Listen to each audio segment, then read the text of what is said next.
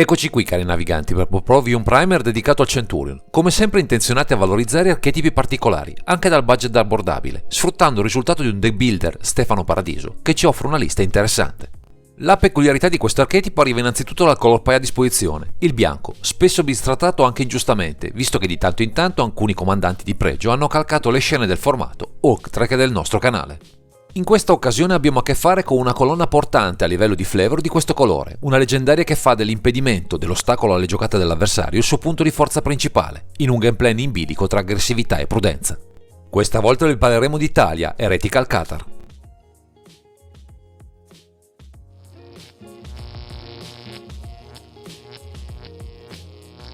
Ci troviamo di fronte a una carta che di tanto in tanto trova posto tra le 99, visto quanto è interessante la sua abilità, capace di frenare gli avversari più reattivi, con degli effetti fastidiosi per molte strategie. Ma andiamo con ordine descrivendo le sue caratteristiche. Con 3 mana, 2 generici e 1 bianco abbiamo un soldato umano con forza 3 costituzione 2, attacco improvviso e un'unica abilità, dal grande potenziale difensivo. Nella sua abilità abbiamo le creature e le terre non base controllate dai tuoi avversari entrano dal campo di battaglia tappate. Siamo al cospetto di un comandante che già al suo ingresso inibirà parecchie azioni da parte del nostro opponente, sia verso le creature con l'abilità Haste, sia tutto quello che ruota attorno alle terre intelligenti, dalle fetch alle dual, passando per un rallentamento generale delle giocate. Tutto questo sicuramente verrà rinforzato da una serie di elementi di soft lock o di stacks vero e proprio, in modo da garantirci che le nostre giocate non vengano compromesse, riuscendo a imporre un clock importante con un'azione aggro sostenuta da diversi upgrade del nostro board. Un piano all'apparenza semplice che vede però nell'astuzia di questa Thalia Heretical Cathar una strategia ben precisa, capace di muoversi agevolmente tra i campi di gioco mentre i nostri avversari brancolano nel buio senza alcuna luce a guidarli.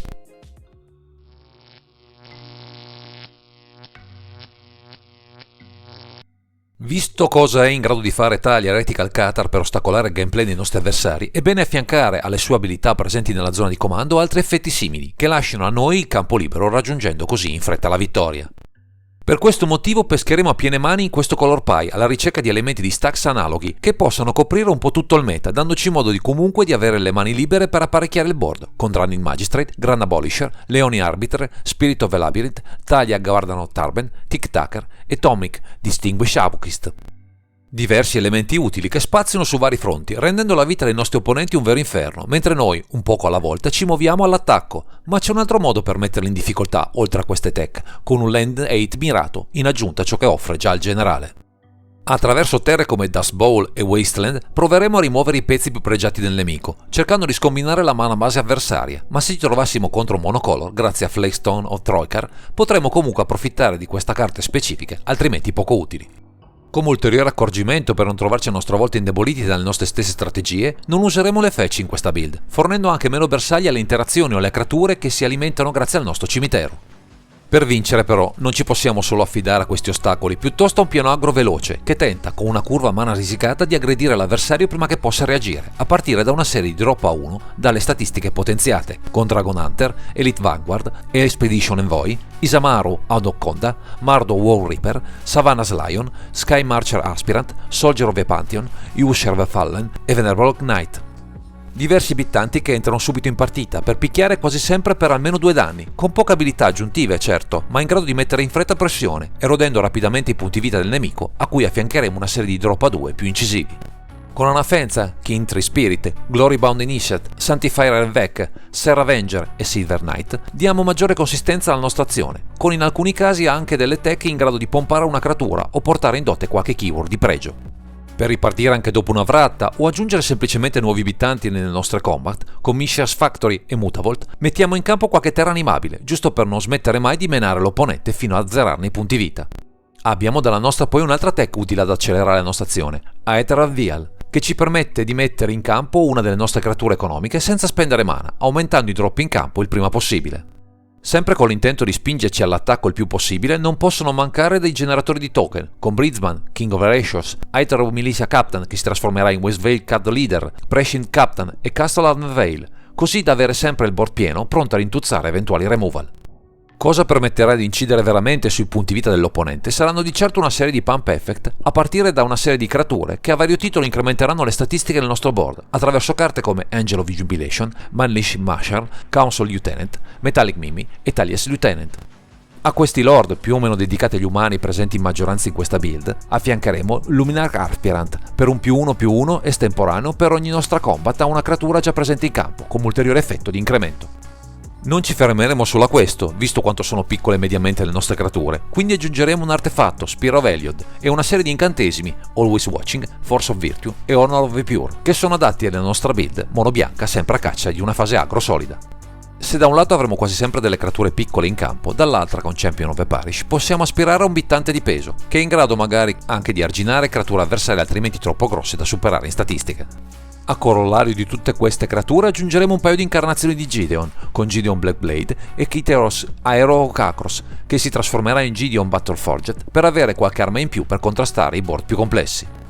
Trovano ancora a posto alcune tech in grado di offrirci alcuni vantaggi tra Esper Sentinel, Silverbell Paladin e Sublime Archangel, così da arricchire la nostra azione con alcuni effetti che potranno sicuramente aiutarci nelle fasi più concitate della partita. Chiudono questa sezione del mazzo alcune carte modali, con Collective Effort, Akroma's Will e Paladin Class, che possono darci sia in mano delle potenziali chiusure o anche solo value e protezioni aggiuntive per la nostra azione, portandoci con facilità sul carro dei vincitori.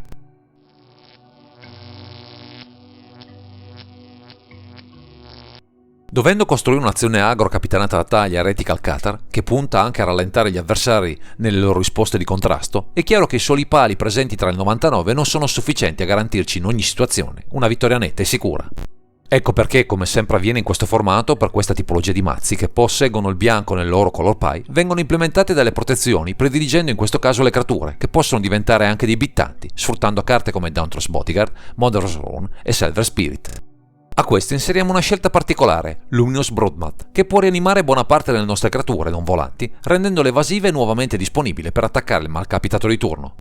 Anche con le magie come Brave Elements, Flawless Maneuver e Reverend Mantra, proveremo a proteggere il nostro board, faticosamente costruito nelle fasi iniziali della partita, soprattutto se composto da pali in grado di ostacolare l'azione del nemico. Con intenti simili aggiungeremo Lightning Greaves, oltre all'immancabile Cavern of Soul, che con la maggioranza dei nostri bittanti presenti nella tribe degli umani ci terrà al sicuro dai counter, sempre in agguato in questo formato 1v1. Dovendo sbaragliare i nostri nemici a colpi di attacchi, ci servono a nostra volta delle rimozioni efficaci, ma anche in questo caso il bianco offre diverse scelte papabili, con Giant Killer, Council Judgment, Wars to Plusher, Unexpectedly Absent e Parallax Wave. A queste rimozioni singole affiancheremo Declaration in Stone, una carta che funge da vratra simmetrica per tutti quegli archetipi che fanno dei token nel loro punto di forza e potrebbero inibirci troppo presto combat efficaci. C'è però un altro modo subdolo per infliggere danni al nemico, con carte in grado di ridirigere il danno come Arm's Way e Shining Shoal, tech insospettabili, in grado però di sfilare più di una vittoria a un avversario poco accorto. Infine, come ultimo elemento utile sia per colpire dal cielo il nemico sia per fare card selection, abbiamo Smuggler Copter, un ottimo strumento, perfetto anche per i nostri piccoli bittanti, per un incremento considerevole delle loro statistiche, spesso basse.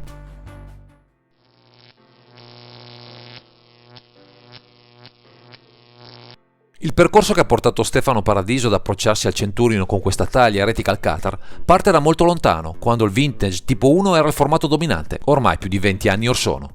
Allora i mazzi preferiti erano basati sul blu, sui counter e i peschini, oppure su quelli che in gergo sono i pali del formato, ovvero carte in grado di ostacolare il nemico, inibendo alcune giocate o banalmente innalzando il costo di cast delle magie. In seguito, anche grazie all'intervento di un altro deck builder, un nome noto in questo canale, Matt Lawrence, il nostro Stefano, dopo un primo periodo nel Duel Commander, è approdato al Centurion, con risultati che possiamo vedere ben rappresentati in questo video. Un innamoramento quasi immediato a questo formato, che offre ampi spazi di manovra e che vede in questa taglia Heretical Cathar tutto l'amore per le tech che ben rappresenta, in un colore spesso ingiustamente poco tenuto in considerazione.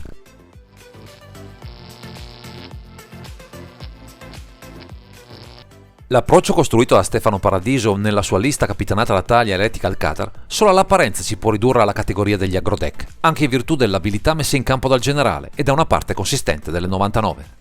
Certo, per vincere bisogna picchiare il nemico, ma se da un lato la lista propone una curva mana bassa e delle diverse carte in grado di pompare le statistiche in campo, dall'altra ci sono gli effetti di Stax a farla da padrone, dandoci modo di rallentare l'opponente mentre noi portiamo a casa il risultato. Inibire l'abilità est delle creature avversarie o l'accesso a una mana base articolata in fretta ci può dare spazio a una pressione difficilmente sostenibile da molti avversari, che saranno impreparati ad affrontare un mazzo veloce mentre saranno azzoppati nell'azione. Quindi bisognerà giocare in modo accorto, rallentare il più possibile il nemico, tenendo sempre mani funzionali, ma soprattutto avere sempre qualche protezione pronta a salvare i pezzi migliori delle molte mestizie del formato, che si scaglieranno a più riprese contro il nostro board. Insomma, un modo di approcciarsi alle partite accorto e guardingo, che vede Thalia Heretical Cathar come baluardo degli umani e di tutte le creature che in questa build proveranno a farvi salire sul carro dei vincitori.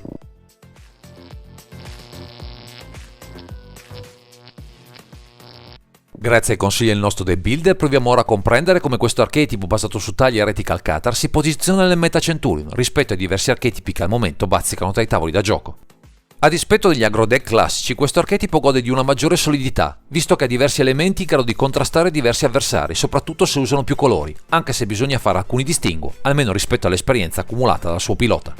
Il primo tallone d'Achille è verso quegli archetipi che sono in grado di guadagnare molti punti vita, proponendo nel frattempo creature grosse, difficilmente gestibili con gli strumenti a disposizione, proponendo un gameplay lento che ci vede in scacco a lungo andare. Chiaramente le rimozioni globali sono il nostro punto debole, così come i generali come Aminato the Face Shifter e Tazigor the Golden Fang, che nonostante abbiano una mana base tricolor, riescono a imporre un gameplay che difficilmente saremo in grado di contrastare in ogni occasione. Nonostante queste difficoltà, comprensibili, questa Thalia Heretical Cathar ha saputo ben figurare in un torneo non certo facile, segno che ha tutte le potenzialità per offrirvi un gameplay solido e vincente tra i tavoli di questo formato 1v1.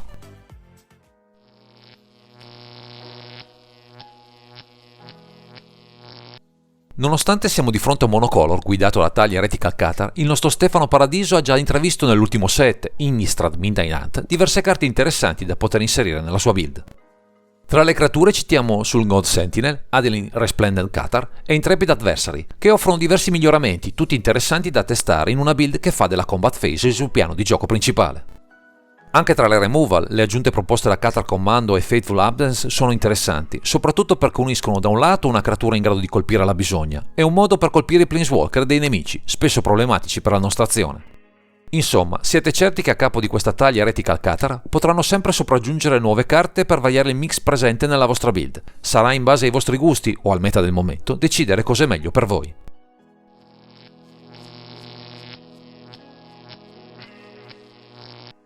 Siamo giunti al termine di questa disamina che vede protagonista Stefano Paradiso, che ringraziamo per la sua disponibilità, per averci mostrato un archetipo che prova a dare lustro al bianco e a tutte quelle tech spesso molto fastidiose per gli avversari.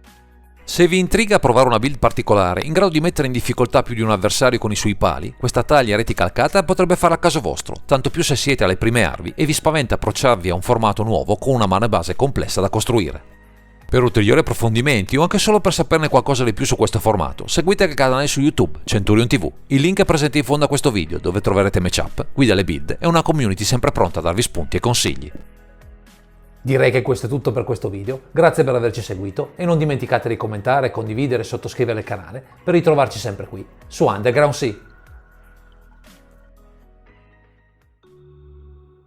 Underground Sea è sponsorizzato da Car Market, il più grande marketplace d'Europa per le carte di Magic.